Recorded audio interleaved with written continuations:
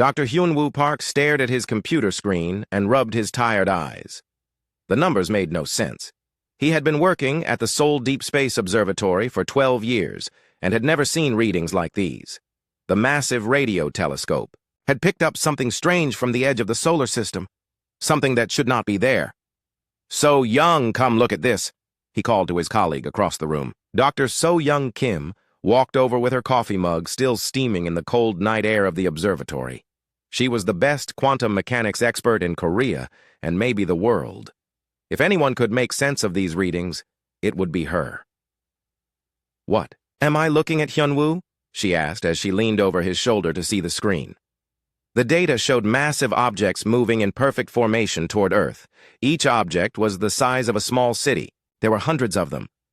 "I first thought it was a computer error, but I have checked everything 3 times, Hyunwoo said. "These objects appeared out of nowhere 6 hours ago. They are moving faster than anything we have ever built. Much faster." So Young felt her stomach drop. She had spent years studying theoretical physics and knew that what they were seeing was impossible for human technology. "How fast are they moving?" she asked, even though she was afraid of the answer. Point 7. Light speed and slowing down, Hyunwoo replied.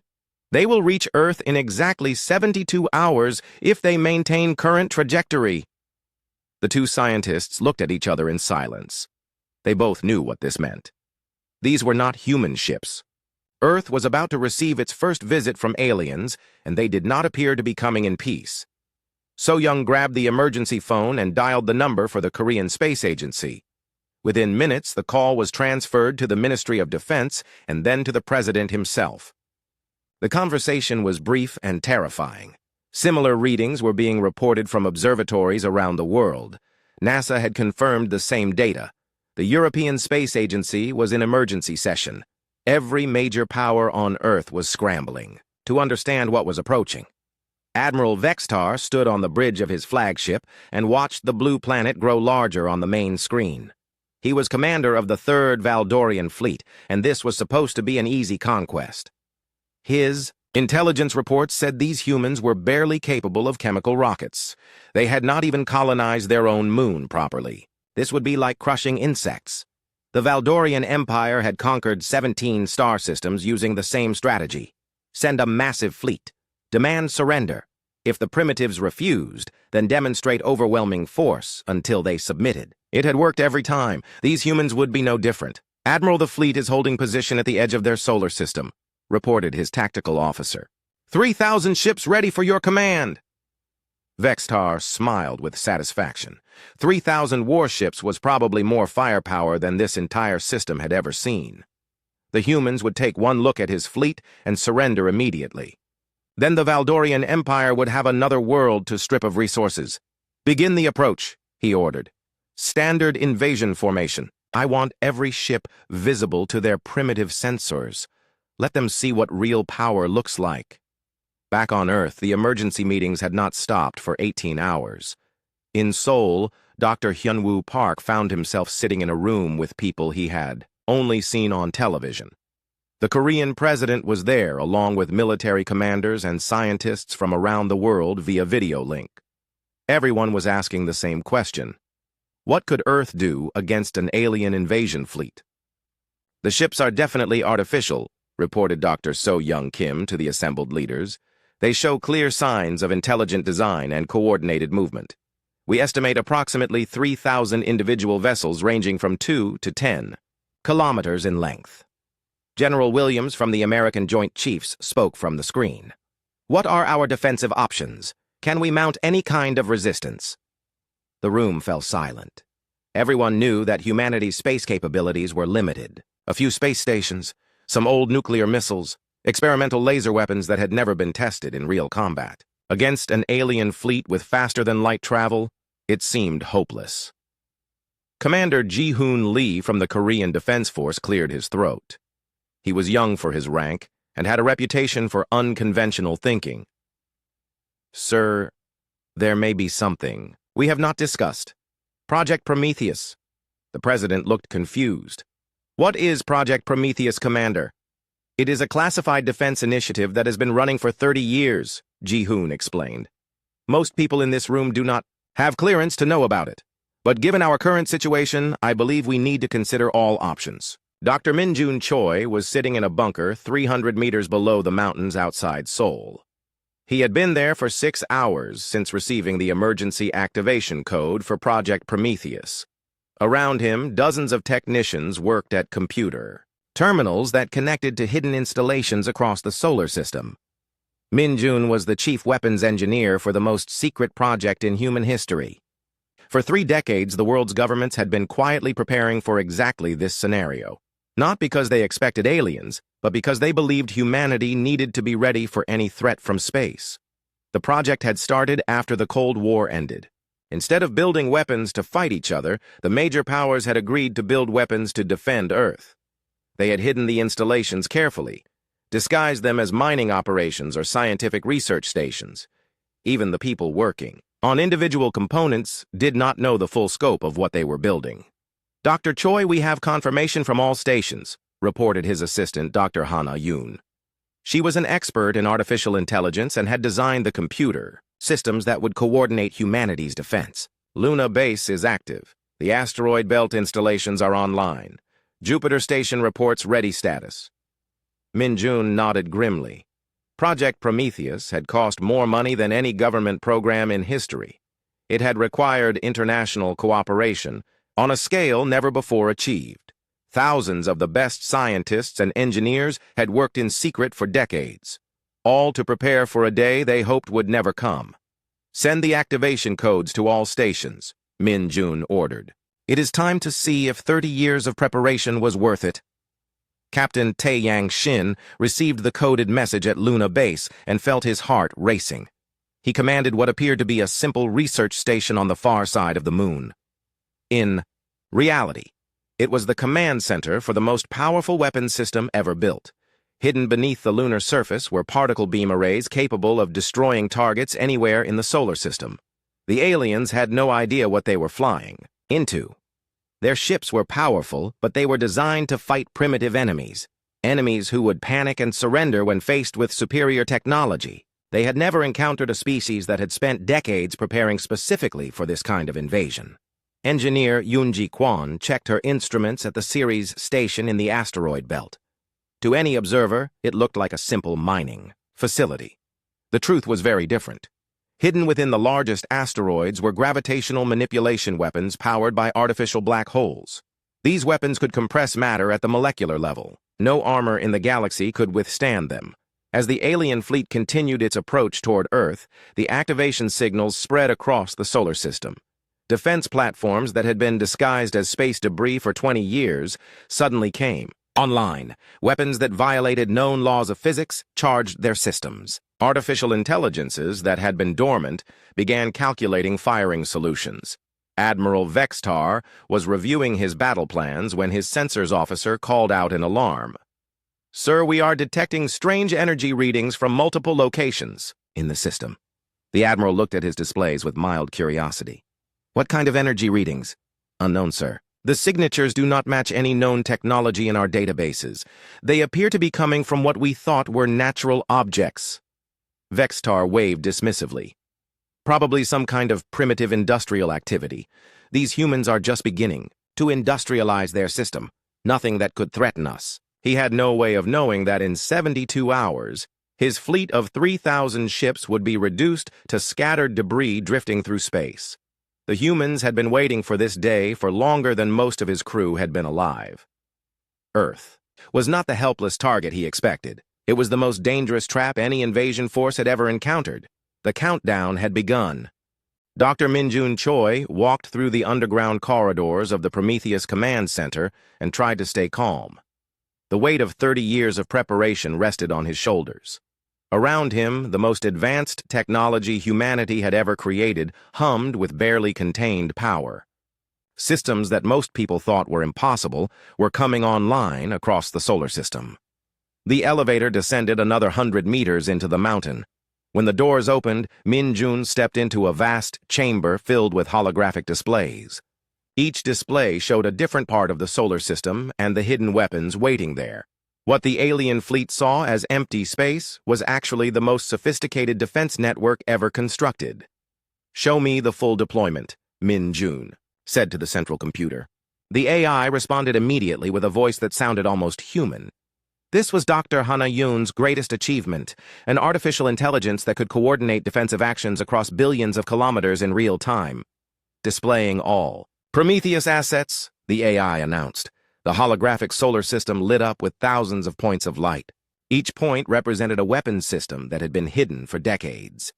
Particle beam platforms disguised as asteroids, gravitational manipulation devices built into mining stations, drone swarms stored in hollowed-out moons. The aliens thought they were approaching a defenseless world.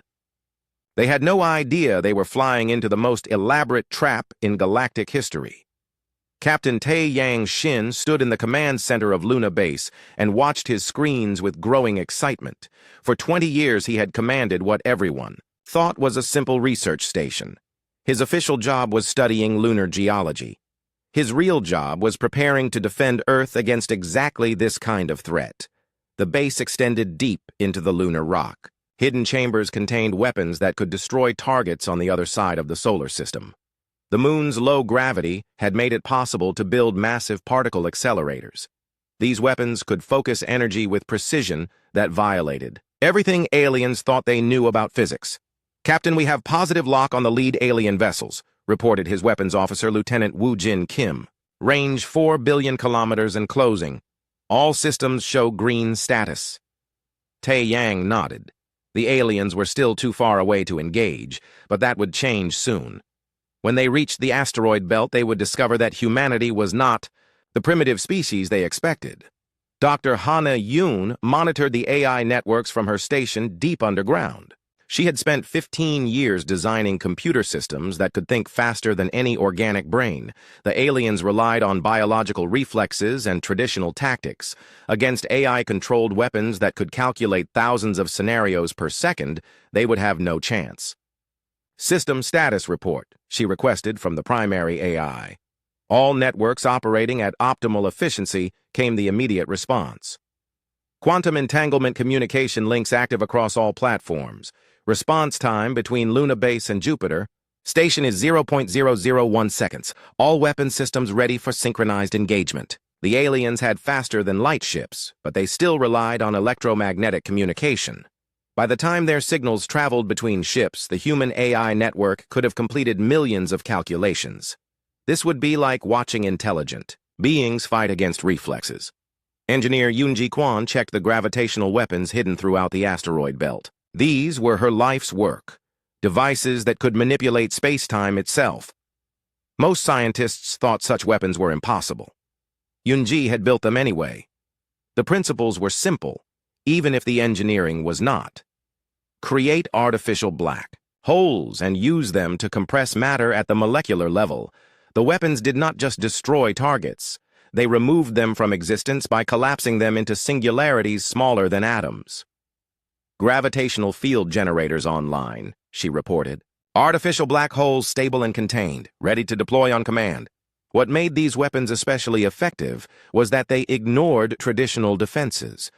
Armor plating could not stop gravitational compression. Energy shields were useless against attacks that warped space itself. The aliens had never encountered anything like these weapons because no other species had been crazy enough to build them. Admiral Vextar reviewed the tactical display on his command ship. His fleet was approaching the inner solar system in perfect formation. 3,000 vessels arranged in a pattern designed to demonstrate overwhelming force. Standard Valdorian invasion doctrine called for psychological pressure before actual combat. "Sir, we continue to detect unusual energy signatures," reported his science officer. "The readings are becoming stronger as we approach." Vexitar was beginning to feel slightly annoyed. His officers had been reporting strange readings for hours. Whatever primitive technology these humans were using, it was clearly no threat to Valdorian ships. "Are any of these energy sources targeting our vessels?" he asked. "No, sir. The sources appear to be passive, possibly some kind of industrial activity or communication system." The admiral relaxed. If the humans were not targeting his ships, then they probably did not even know how to fight in space. This conquest would be even easier than he had thought. Dr. So-Young Kim worked frantically in the Seoul Observatory, calculating the alien fleet's approach vector. She had discovered something that changed everything about their defensive planning. The aliens were not just approaching Earth randomly. They were following a specific route that would take them directly through humanity's strongest defensive positions. "Hyunwoo, look at this," she called to her colleague. "The alien ships are following the ecliptic plane. They will pass directly through the asteroid belt." Dr. Hyunwoo Park looked at her calculations and smiled for the first time in 2 days. "They have no idea what they are flying into. The asteroid belt has the highest concentration of Prometheus weapons in the solar system. The aliens were doing exactly what humanity hoped they would do. Their route would take them past hidden weapons platforms that had been waiting decades for targets. It was almost too perfect." Commander Ji-hoon Lee stood in the Korean Defense Force Command Center and coordinated with military leaders around the world. For the first time since the aliens appeared, he was beginning to feel confident. Checked. Prometheus was more extensive than he had imagined. "General Williams, what is the status of the conventional forces?" he asked the American commander on the video link. "All orbital defense platforms are active," Williams replied. "We have 600 armed satellites and 300 space fighters ready for deployment. Not much against 3,000 alien ships, but they will do what they can." What General Williams did not know was that humanity's conventional forces were far more advanced than they appeared. The space fighters looked simple, but they were equipped with AI navigation systems and inertial dampening technology. They could perform maneuvers that should have killed their pilots. Dr. Min-jun Choi received a priority message from the observation stations monitoring the alien fleet. The enemy ships had crossed the orbit of Jupiter and were accelerating toward the inner solar system. In 6 hours, they would reach the asteroid belt where humanity's trap waited. "Begin final systems checks," he ordered. "This is not a drill. In 6 hours, we find out if 30 years of work was worth it." The message went out across the solar system through quantum-entangled communication networks. On Luna Base, Captain Taeyang Shin ordered his crews to battle stations. In the asteroid belt, engineer Un-ji Kwon activated the gravitational weapon targeting systems.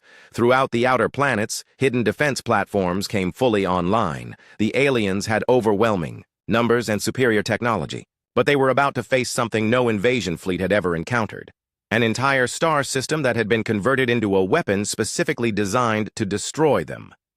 Pilot Subin Park sat in her fighter cockpit on the hidden base inside Phobos and ran through her pre-flight checklist. She was part of an elite squadron that had trained for years in secret. Their fighters were equipped with technology that made them faster and more maneuverable than anything the aliens had in their databases.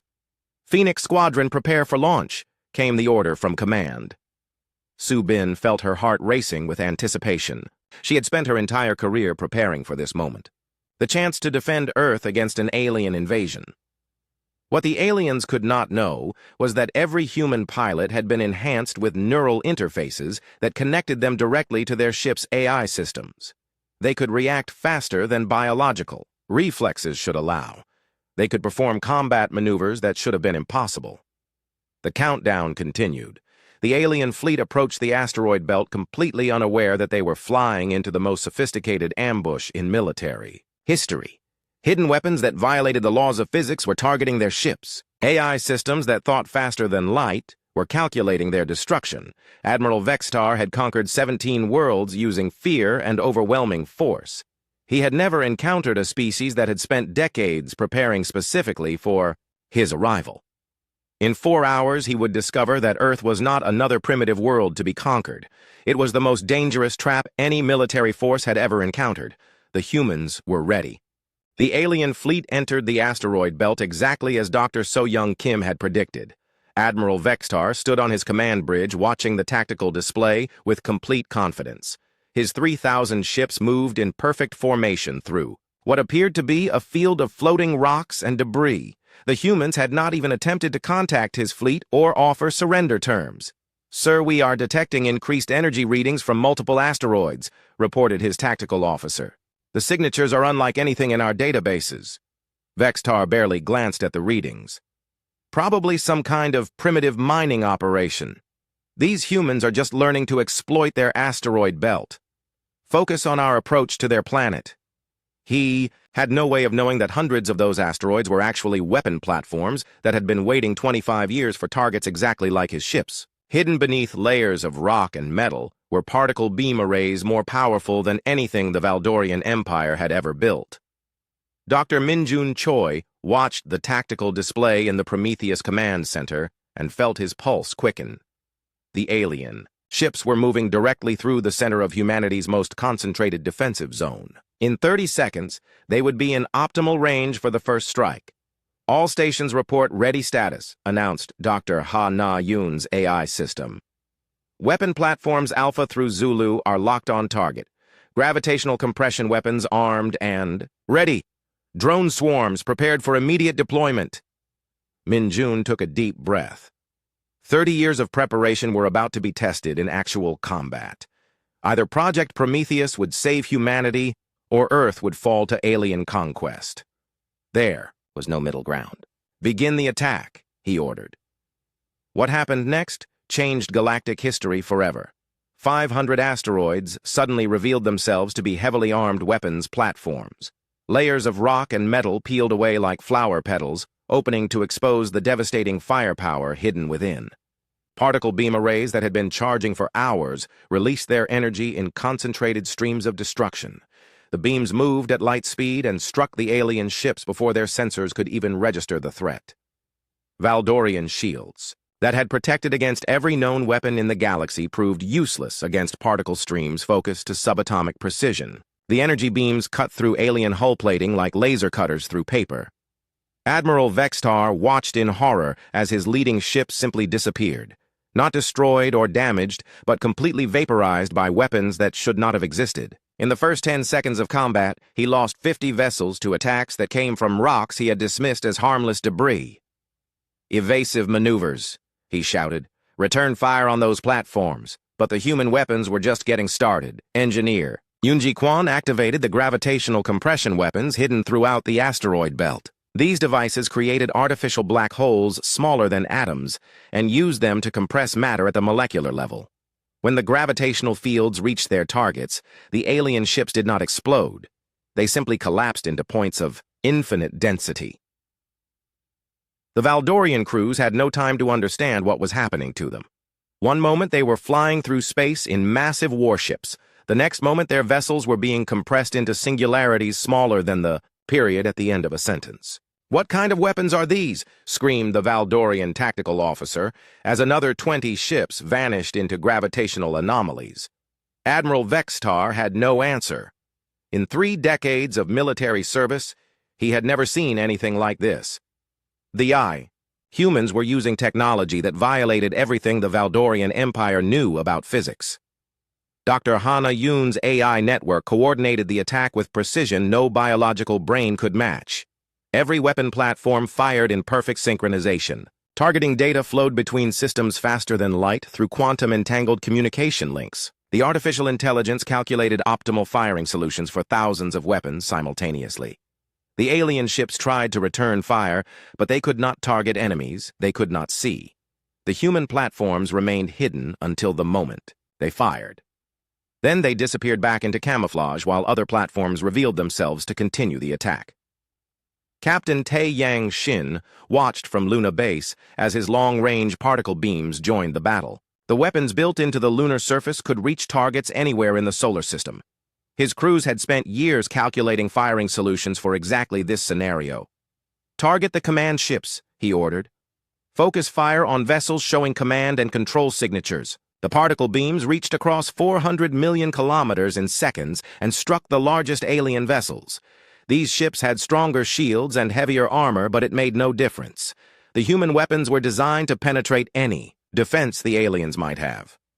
Pilot Subin Park launched from the hidden base inside Phobos, along with 200 other fighters. Her squadron had trained for years in secret using technology the aliens had never encountered. Neural interfaces connected her directly to her ship's AI systems, allowing reaction times faster than biological reflexes should permit. The human fighters were small and appeared primitive compared to alien technology, but they were equipped with inertial dampening systems that allowed impossible maneuvers. Subin could pull gravitational forces that should have killed her instantly. Phoenix Squadron, engage the escort vessels, came the order from command. Ignore the large ships. Our job is to eliminate their fighter cover. Subin smiled grimly and activated her weapon systems. The aliens were about to discover that human pilots were not bound by the same physical limitations as other species.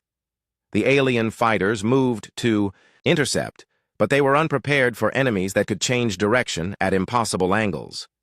Subin's squadron performed maneuvers that violated basic physics. They could stop instantly and accelerate in any direction without regard for momentum or inertia. "How are they doing this?" transmitted one alien pilot before Subin's particle cannon removed his ship from existence. The human fighters swarmed through the alien formation like angry wasps. They were smaller and fewer in number, but they moved with coordination that seemed impossible. Each pilot was connected to the others through quantum communication links that allowed instant tactical coordination. Admiral Vextar realized his fleet was being systematically destroyed by enemies he had not even known existed. In 20 minutes of combat, he had lost 800 ships to weapons that should have been impossible for such a primitive species to possess. "All ships retreat to minimum safe distance," he ordered. "We need to regroup and assess the threat." But Dr. Min-Jun Choi had anticipated this response. Hidden throughout the outer solar system were weapons platforms designed to prevent exactly this kind of retreat. As the alien ships tried to withdraw, they found their escape routes blocked by new threats. "Deploy the drone swarms," Min-Jun ordered. Thousands of asteroids opened like mechanical flowers to release clouds of autonomous fighting machines. Each drone was controlled by artificial intelligence and armed with miniature particle weapons. They moved in coordinated swarms that surrounded and overwhelmed individual alien ships. The drones were too small and numerous for the aliens to target effectively. They attached themselves to ship hulls and began cutting through armor with focused energy beams. Within minutes, entire alien vessels were being consumed from the outside by mechanical parasites. Commander Ji-Hoon Lee coordinated the conventional human fleet from his command center in Seoul. Earth's official military forces were finally joining the battle. What the aliens saw as primitive chemical rockets were actually fusion-powered warships equipped with AI tactical systems. "All ships move to intercept retreating alien forces," he ordered. "Do not let any vessel escape the system." The human ships accelerated at rates that should have been impossible for their apparent technology level. Fusion drives that looked crude actually produced more power than most alien engines. AI navigation systems allowed precision maneuvers that biological crews could not match. Engineer Yoonji Kwon activated additional gravitational weapons positioned near the orbit of Mars. These larger installations could create black holes, big enough to consume entire squadrons of alien ships. She watched with satisfaction as groups of fleeing vessels simply vanished into artificial event horizons. "Gravitational field strength increasing," she reported. "Target vessels are experiencing structural compression beyond safe parameters." The aliens had never encountered weapons that attacked the fabric of space itself. Their shields were designed to deflect energy and projectiles. They offered no protection against attacks that compressed matter at the quantum level. Dr. So Young Kim tracked the battle from the Seoul Observatory and calculated the remaining alien strength. In 30 minutes of combat, the invasion fleet had been reduced from 3,000 ships to fewer than 400. The survivors were scattered and disorganized. "Hyunwoo, the aliens are trying to send distress signals," she reported. "They are attempting to contact their home fleet." Dr. Hyunwoo Park smiled grimly. "They will find that impossible. The quantum jamming satellites went active 20 minutes ago. Nothing is getting in or out of this system without our permission." The jamming network was another component of Project Prometheus that the aliens had not anticipated. Admiral Vextar commanded fewer than 200 ships from what had been the greatest invasion fleet in Valdorian history. His surviving vessels huddled near the orbit of Mars, desperately trying to avoid the human weapons that seemed to strike from everywhere at once. Every few minutes, another ship would simply vanish as gravitational compression weapons reduced it to a singularity smaller than an atom. "Sir, we are receiving multiple surrender offers from individual ship commanders," reported his communications officer. "They want permission to abandon the mission and attempt escape." Vexatar felt rage building in his chest. The Valdorian Empire had never retreated from battle. They had conquered 17 star systems through superior firepower and unwavering aggression. But these humans had turned space warfare into something completely different. No surrenders, he ordered. Signal all ships to form defensive formation. We will make our stand here and call for reinforcements from the home fleet. What the Admiral did not know was that Dr. Hana Yoon's quantum jamming network had been blocking all faster-than-light communication for the past hour. His distress signals were not reaching beyond the solar system. The invasion fleet was completely isolated. Commander Ji-hoon Lee watched the tactical display from his command center and felt a mixture of satisfaction and amazement. The alien fleet that had seemed so terrifying was now reduced to a broken remnant hiding behind Mars. But the battle was far from over. The surviving alien ships were still heavily armed and dangerous. Launch the second wave, he ordered. All conventional forces move to engagement range. Time to finish this.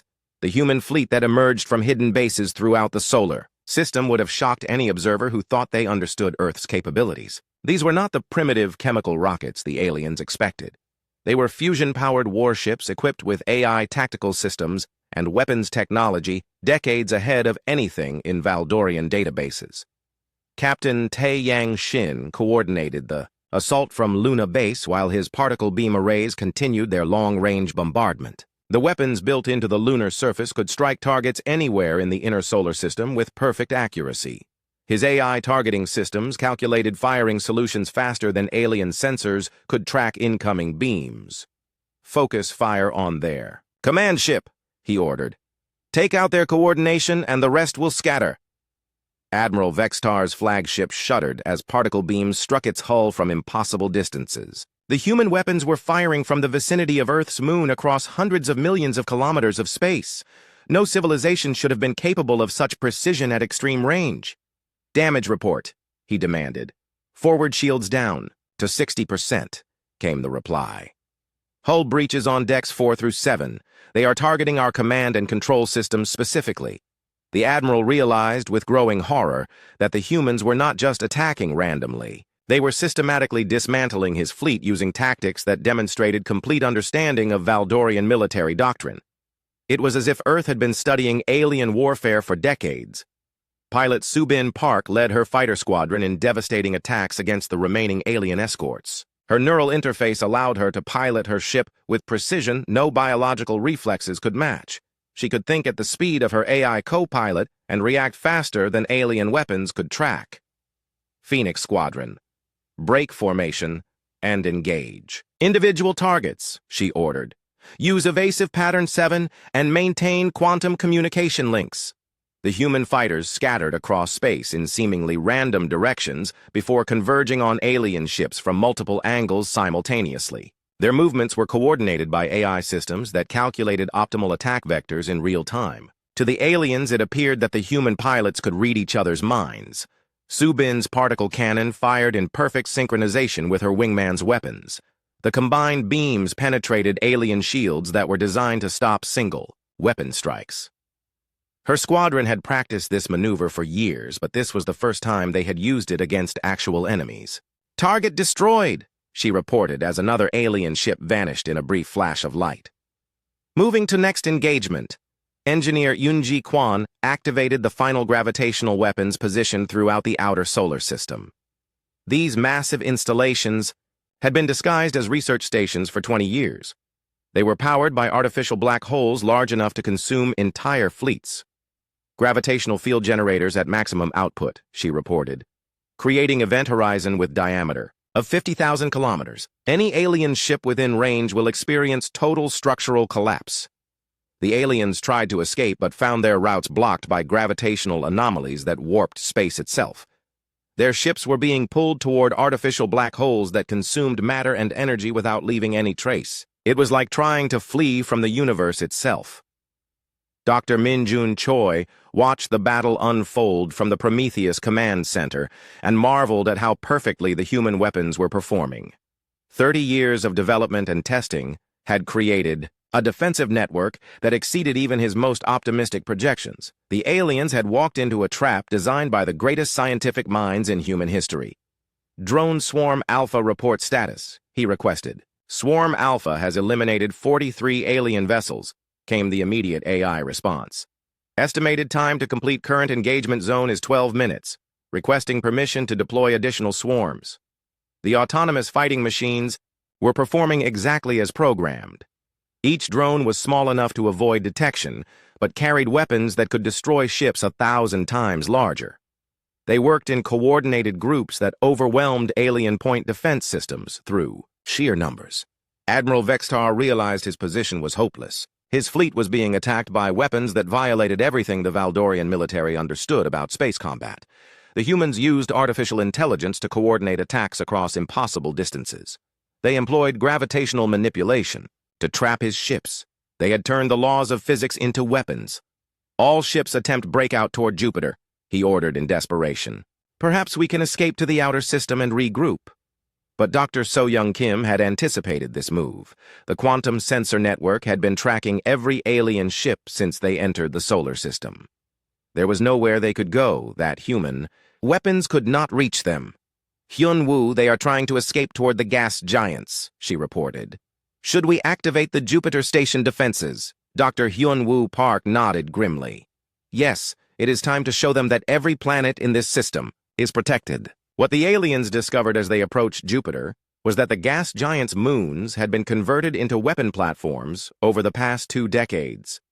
Hidden installations on Io, Europa, and Ganymede revealed themselves to be particle beam arrays, more powerful than anything built into the asteroid belt.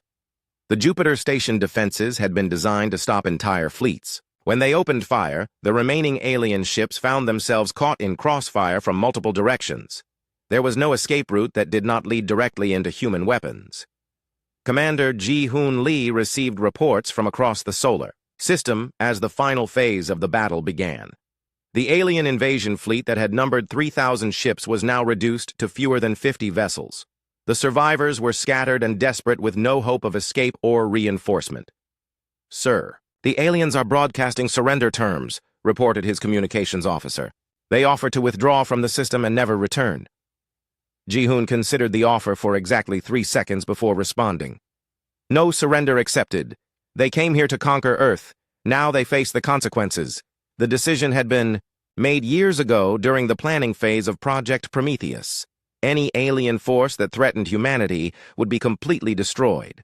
No survivors would be allowed to return home with intelligence about Earth's capabilities. The next aliens who approached this system would find only silence and mystery.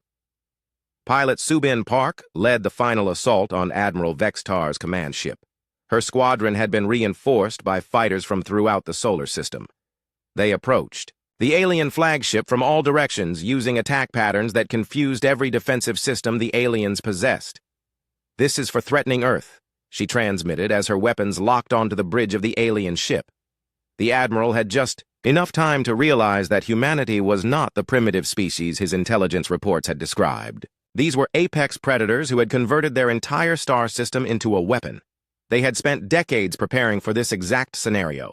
The flagship exploded in a brilliant flash of light that could be seen from Mars. With it, died the last hope that any member of the invasion fleet would survive to warn the Valdorian Empire about what they had encountered. Dr. Hana Yoon's AI network began the systematic cleanup of remaining alien vessels. Automated weapons platforms hunted down the scattered survivors with ruthless efficiency. Gravitational compression weapons reduced entire ships to quantum singularities. Particle beam arrays vaporized anything that tried to hide among the asteroids. Within 6 hours of the flagship's destruction, the AI reported complete mission success. The cleanup of alien debris took 3 days. Dr. Hyun-woo Park coordinated the recovery operations from the Seoul Observatory while salvage teams collected samples of Valdorian technology. What they found changed everything humanity thought they knew about the galaxy. So-Young, look at these readings, he called to his colleague. The alien computer systems contain star charts for 17 different solar systems. This was not just an invasion fleet. This was part of a galactic empire. Dr. So-Young Kim studied the recovered data with growing alarm. The Valdorian Empire controlled dozens of worlds across hundreds of light years. Earth had just destroyed a small portion of their military strength. Eventually, they would notice that an entire fleet had vanished and send investigators. We need to call another emergency meeting, she said. The world leaders need to see this information immediately. Dr. Min-jun Choi stood in the Prometheus Command Center, surrounded by holographic displays showing alien star charts. The recovered data revealed the locations of Valdorian military bases, shipyards, and conquered worlds. It was a complete intelligence, treasure, that no human had ever imagined possible. Dr. Yoon, what is your analysis of their communication systems? He asked. Dr. Hana Yoon looked up from her computer terminal with excitement in her eyes. I have completely cracked their encryption protocols. We can intercept all Valdorian communications and even send false messages using their own networks. More importantly, I have located their homeworld. The room fell silent. The ability to strike directly at the heart of the alien empire opened possibilities that no one had considered. Earth was no longer limited to defensive operations. Captain, Taeyang Shin received new orders that would have been impossible to imagine just 1 week ago. Instead of defending Luna Base, he was being asked to command humanity's first interstellar military expedition. The hidden shipyards that had been building defensive platforms for decades were now producing vessels designed for interstellar warfare. Sir, the new ships are based on captured alien technology but incorporate all our advances in AI control and gravitational weapons, reported his engineering officer. We estimate they are at least 50 years ahead of anything the Valdorians currently possess. Taeyang smiled grimly. The aliens had made a critical mistake by attacking Earth. They had revealed their technology to a species that could improve on it faster than they could adapt. Humanity was about to become the most dangerous military force the galaxy had ever seen. Commander Ji-hoon Lee found himself promoted to admiral and placed in charge of planning Earth's counterattack. The conventional forces that had helped destroy the invasion fleet were being expanded rapidly. Hidden factories throughout the solar system were producing ships and weapons at rates that would have been impossible before they acquired alien manufacturing techniques. What is our timeline for launching the offensive? Asked the Korean president during the latest emergency meeting. 6 months, Ji-hoon replied. We are building a fleet of 500 ships using hybrid human-alien technology. Each vessel will be equipped with gravitational weapons, AI control systems, and quantum communication networks. The Valdorians have never faced anything like what we are preparing. The president looked around the room at the other world leaders participating by video link. Are we certain this is the correct course of action? Perhaps we should attempt diplomacy. General Williams from the American military shook his head. Sir, the alien records make their intentions clear. The Valdorian Empire conquers primitive worlds and enslaves the populations. They sent 3,000 ships to Earth with the goal of complete subjugation. Diplomacy is not an option with species like this. Engineer Yoon-ji Kwon was tasked with scaling up production of gravitational weapons for the new fleet. The manufacturing techniques she had developed for the defensive network could be adapted to create portable versions suitable for ship-based combat. These weapons would give humanity an overwhelming advantage against any enemy. The new gravitational compression cannons can be installed on ships as small as destroyers, she reported. Each weapon can create artificial black holes with diameters, ranging from microscopic to several kilometers. We can compress entire enemy fleets into singularities or use precision strikes to disable individual vessels. No other species in the galaxy possessed weapons that manipulated space-time itself. The Valdorians relied on energy shields and armor plating that would be completely useless against gravitational attacks. Dr. So-young. Kim made a discovery in the alien databases that changed the entire strategic situation. The Valdorian Empire was not the only hostile force in the galaxy. There were dozens of aggressive species that conquered and enslaved weaker civilizations. Earth had stumbled into a galactic war that had been raging for thousands of years. Hyun-woo, we need to warn the other potential targets, she said. According to these records, the Valdorians are planning to attack 6 more star systems within the next year. We could save millions of lives by sharing our defensive technology. Dr. Hyun-woo Park nodded. But first we need to eliminate the immediate threat. The Valdorian homeworld must be neutralized before they can send another invasion fleet to Earth. Pilot. Subin Park found herself training other pilots in the advanced combat techniques that had proven so effective against the aliens. Her neural interface technology was being installed in all new fighters along with AI co-pilot systems that allowed unprecedented coordination between human pilots.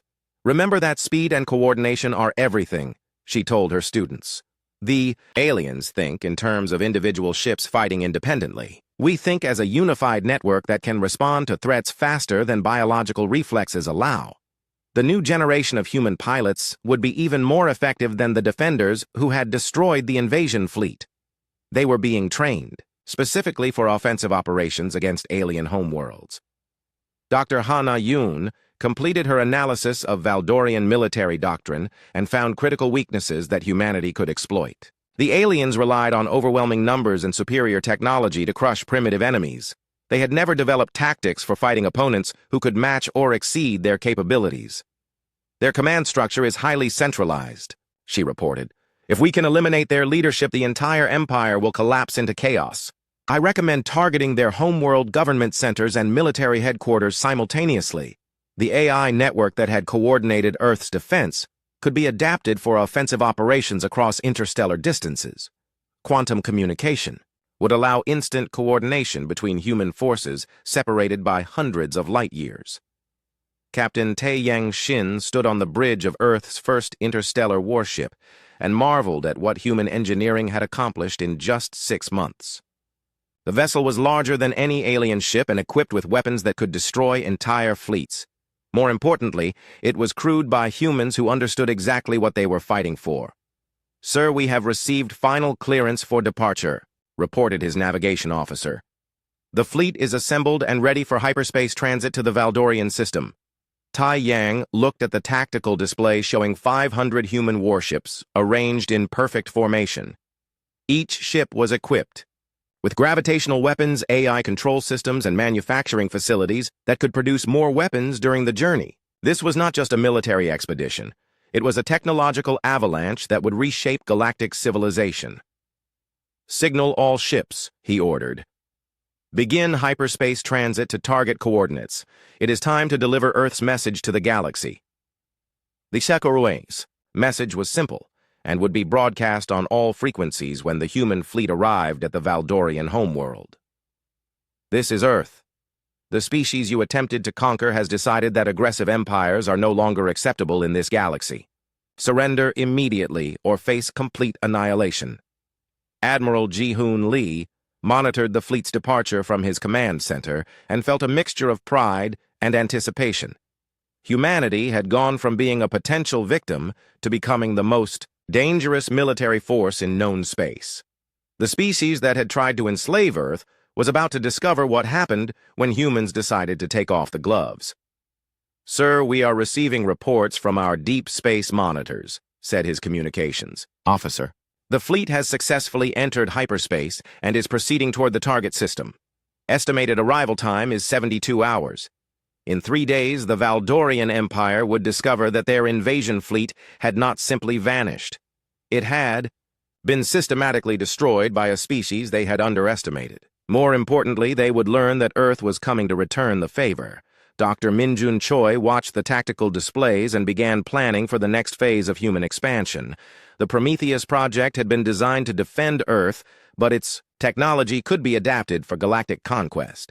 If humanity was going to survive in a hostile galaxy, they needed to ensure that no other species would ever threaten them again. "Begin production planning for the next fleet," he ordered. "I want 2,000 ships ready for deployment within 1 year. We are going to liberate every world the Valdorians have conquered and eliminate every aggressive empire we encounter."